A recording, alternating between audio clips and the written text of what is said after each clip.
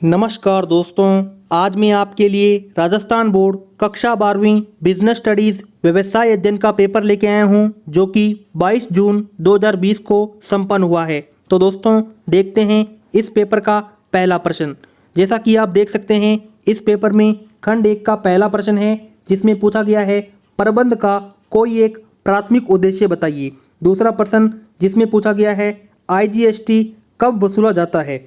आगे देखते हैं इस पेपर का तीसरा प्रश्न, जिसमें पूछा गया है नियोजन से आपका क्या आशय है। आगे चौथा प्रश्न, बीमा एक सहकारी व्यवस्था है कैसे। आगे देखते हैं पांचवा प्रश्न। पांचवें प्रश्न में पूछा गया था माल व सेवा कर में शामिल किसी एक कर का नाम लिखिए। आगे छठा प्रश्न पूछा गया था भारतीय साझेदारी अधिनियम कब लागू हुआ। आगे देखते हैं इस पेपर का सातवां प्रश्न, जिसमें पूछा गया था फसल बीमा को समझाइए। आगे आठवां प्रश्न, उद्यमता सृजनात्मक क्रिया है कैसे। देखते हैं दोस्तों आगे इस पेपर का नौवां प्रश्न, जिसमें पूछा गया था गर्भित अनुबंध क्या है। दोस्तों आगे 10वां प्रश्न पूछा गया है उद्यमता विकास कार्यक्रम का एक उद्देश्य बताइए। आगे हमारे पास में इस पेपर का खंड बी आता है, जिसमें 11वां प्रश्न है माल व सेवा कर में IGST की जमा को समझाइए। आगे 12वां प्रश्न, बीमा सामाजिक सुरक्षा प्रदान करता है, क्या आप इस कथन से सहमत हैं। अगर हैं तो क्यों, आपको इसका कारण भी बताना है। आगे चलते हैं इस पेपर के 13वें प्रश्न की तरफ। पूछा गया है आपके विचार में कैसे उद्यमता अवसर तलाशने की प्रक्रिया है, स्पष्ट कीजिए। आगे 14वां प्रश्न, निक्षेप अनुबंध के प्रकारों को बताइए। आगे चलते हैं दोस्तों 15वें प्रश्न की तरफ। पूछा गया है उद्देश्य के आधार पर विक्रिय संवर्धन विधियों के आपको नाम बताने हैं। आगे 16वां प्रश्न, निम्न को समझाइए। हमारे पास में दो हैं, पहला है स्पष्ट प्रस्ताव और दूसरा है विशिष्ट प्रस्ताव। दोस्तों आगे 17वां प्रश्न पूछा गया था एक प्रबंध के रूप में प्रबंध की सार्वभौमिकता के पक्ष में तर्क दीजिए। 18वां प्रश्न, प्रबंध की अंत जो व्यक्तित्व भूमिका है उनके किन्हीं दो बिंदुओं को आपको बताना है। आगे खंड सी आता है इस पेपर का। 19वां प्रश्न पूछा गया है अभिप्रेरणा के मास्लो विचारधारा की किन्हीं दो मानवीय आवश्यकताओं को स्पष्ट कीजिए। 20वां प्रश्न, एक सफल नेता के निम्न गुणों को स्पष्ट कीजिए। पहला उत्तम स्वास्थ्य और दूसरा कुशाग्र बुद्धि।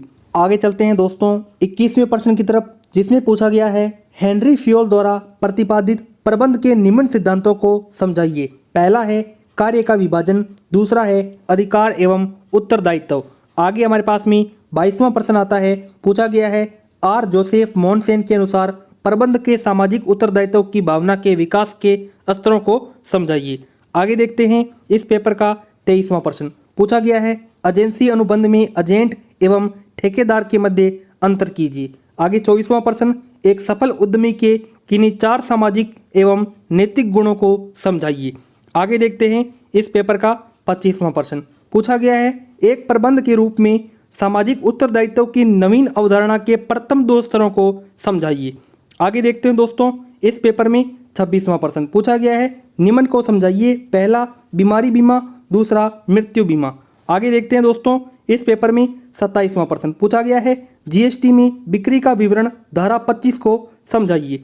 आगे देखते हैं दोस्तों इस पेपर में खंड डी का 28वां प्रश्न। पूछा गया है गैर व्यावसायिक प्रबंध के क्रियात्मक क्षेत्र को स्पष्ट कीजिए। 28वें के अथवा में उद्देश्यों द्वारा प्रबंध के किन्हीं 6 सीमाओं का वर्णन कीजिए। आगे 29वां प्रश्न, जिसमें पूछा गया है व्यवसाय में वांछित परिणाम प्राप्त करने हेतु आप किन विज्ञापन तकनीकों को अपनाएंगे। कोई 6 तकनीकें आपको बतानी हैं। 29वें के अथवा में व्यवसायियों उपक्रम के लिए विपणन प्रबंध के महत्व को आप किस प्रकार स्पष्ट करेंगे। कोई 6 बिंदु आपको लिखने हैं। आगे देखते हैं इस पेपर का अंतिम 30वां प्रश्न। पूछा गया है भारतीय अनुबंध अधिनियम के अनुसार गिरवी अनुबंध संबंधी वैधानिक प्रावधान को समझाइए। 30वें के अथवा में भारतीय अनुबंध अधिनियम के अनुसार प्रतिफल संबंधी वैधानिक प्रावधान को समझाइए। दोस्तों इस प्रकार से आज आपका यहाँ पे 22 जून को राजस्थान बोर्ड कक्षा 12वीं जो बिजनेस स्टडीज व्यवसाय अध्ययन का पेपर रहा है, इसके आपको मैंने सारे के सारे प्रश्न बताए।